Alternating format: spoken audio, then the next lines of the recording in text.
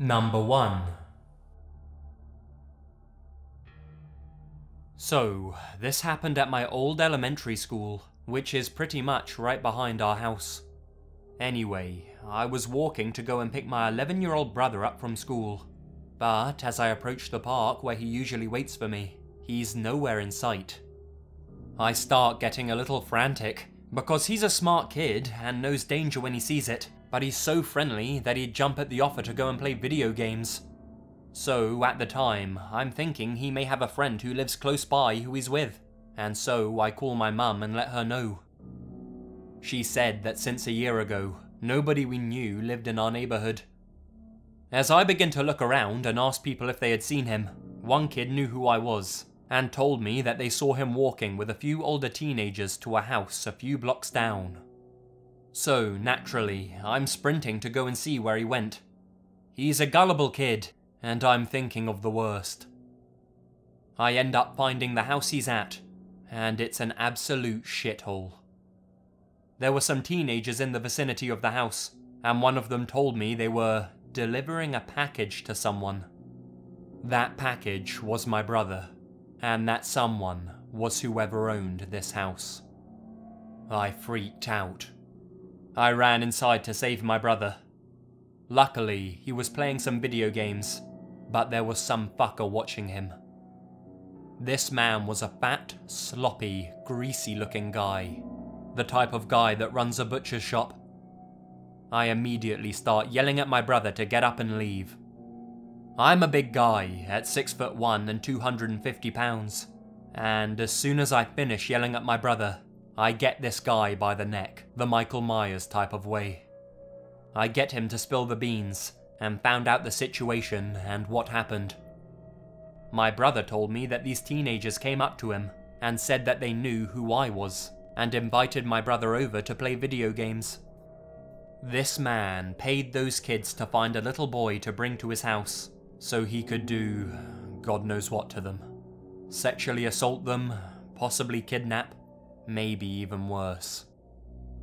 I've never been so angry or scared at the same time in my life. I call the cops, and they arrest the man on charges of abduction. The young teenagers were punished as well. All except for one of them are in juvie. The other one's parents have him on lockdown, so I guess that's good enough. They were all 13 years old. They told my brother they knew me personally, and that I said it was okay to go with them, and that's what really angered me. Please watch over your siblings whenever you can, and stress to them the fact that you never do anything without parental permission.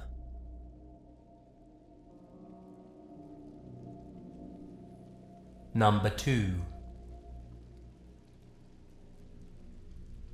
When my grandfather was younger, he became the principal of an elementary school. He was in his late 20s or early 30s at the time, and despite being young, he was a born leader. He was a great principal and everyone loved him. I can attest to that, as I attended multiple award ceremonies for him, and the respect and admiration that he received was crazy. There was a young boy at the school who was having behavioral issues in class, and my grandfather saw that the kid didn't have a lot of parental support. So he called in his father and had a talk with him about spending more time with his son, and just a general parenting session. It turned out that all the boy needed was his dad's attention, and after a few weeks, he was a happy, model student. Whenever my grandfather would leave school late, he would see that the dad was playing basketball with his son after he had gotten home from work. It was one of those moments that he took pride in, being able to make a difference in people's lives. However, not everything had such an easy solution, and my grandfather found himself having to deal with an employee, Stanley the janitor, who was showing up to work drunk.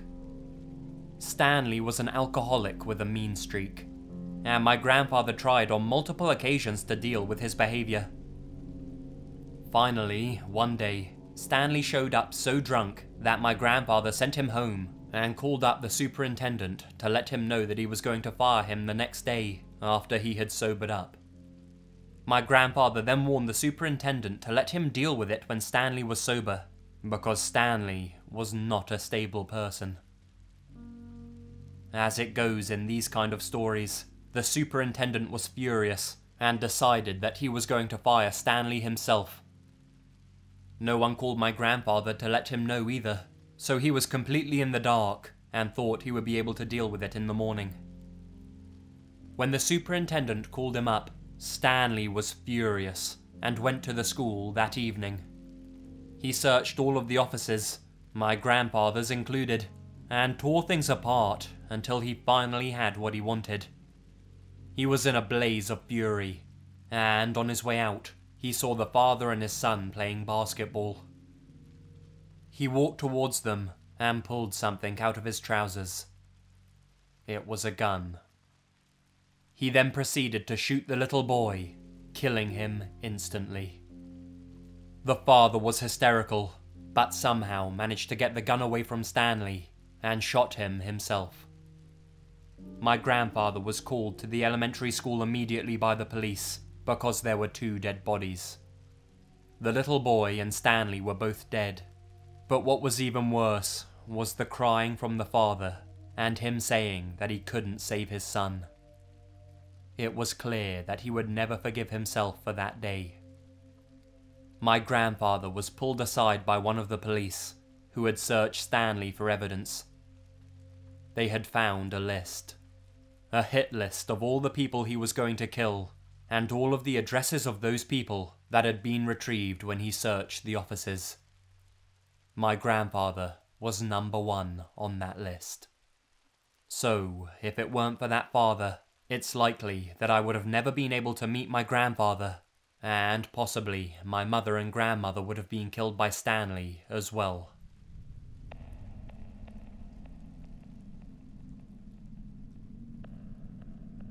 Number 3.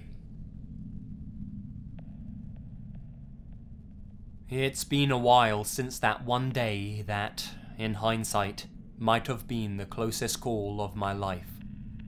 I was about 11 or 12 years old when it happened. I was coming home from school, and as usual, nothing interesting occurred until I reached my house. The house consists of 3 floors and 10 flats, so it's not a very big block. It was around midday, so most people were at work. As I entered, an unfamiliar man in a black jacket who I somehow didn't notice before followed me inside and started walking up the stairs behind me. I wasn't spooked out because I had lots of neighbours and often saw people I didn't know. The thing is, I live in a flat that is at the very top part of this building, and no one else lives on that level. So when the man didn't stop at the last flat below mine, alert sirens went off in my head right away. But, being an 11 or 12-year-old girl, I didn't do or say anything, and just kept nearing my flat, hoping against all hope that maybe he was an acquaintance of my parents or something. That could have been the case, right? I don't recall exactly how I felt, but I know for sure I was not nearly as terrified as I should have been. I was pretty sure there was no one else home, because they all usually return later during the day. I simply had no idea what to do. He was on the landing when I reached the door.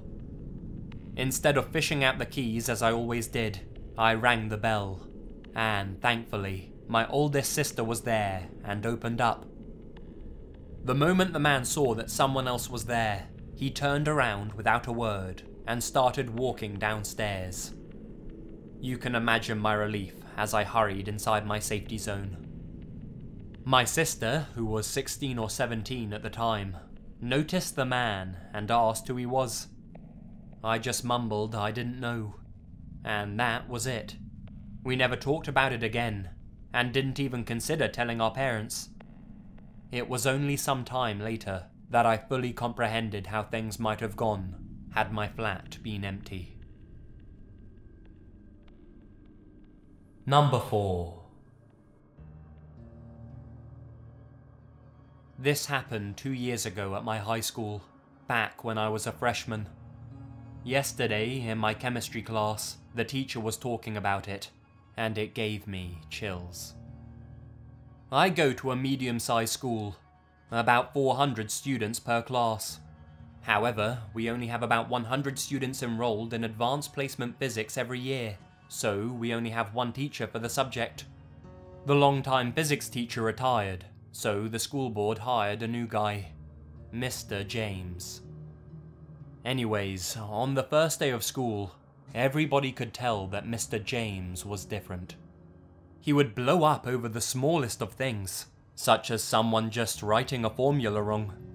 He would go absolutely ballistic. In the first week of school alone, he made over 5 students cry because of his outbursts. My chemistry teacher is science department leader, so she was very disturbed by these actions. One day she went to talk with him about this. He wasn't in the room, but she found a pillow, a sleeping bag, and some of his clothes hanging in the teacher locker that every room has. This seemed a little suspicious, but she didn't overthink it, and quickly forgot about it. Fast forward to December. My teacher's son was in the marching band for school, and she had to pick him up at around 11 PM due to a game very far away. She noticed that Mr. James's car was still there. This made her grow more suspicious. What teacher would be there at 11 PM on a Saturday night? As the following week went on, Mr. James's outbursts got worse, and the students began to fear him more. The following Saturday, my teacher's kids were sick with a stomach bug, so she went to good old Walmart to get some ginger ale on the way home. As she was heading home, she decided to drive by the school to see if Mr. James's car was still there. Sure enough, it was. The following week, the physics students were notified that Mr. James would be leaving that week, and they could either drop the class without a penalty on their transcript, or take it online. The first day of Christmas break, the janitor who was cleaning the school sent a text to my teacher and said that Mr. James was standing in his empty classroom, just staring at the wall. She said that if he was still there when he left, to call the principals and possibly the police. He was still there, 5 hours later, staring at the wall. My principals and the police ended up escorting him out.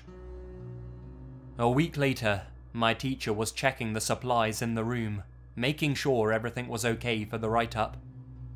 As she was going through his drawers, she found various items such as razors, rat poison, and acids. Who knows what he was planning on doing with them?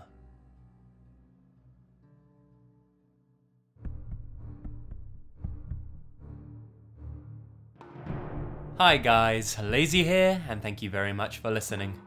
I'm sure lots of you have already started going back to school after the winter break, so I guess this video seemed a little fitting for the occasion.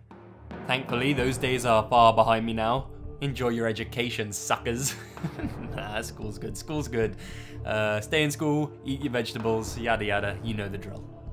If you like this video, then please leave a like, or subscribe, or why not both, you know, indulge yourself. And I'll be uploading another video very, very soon. Stay spooky. And remember, the best things happen in the dark.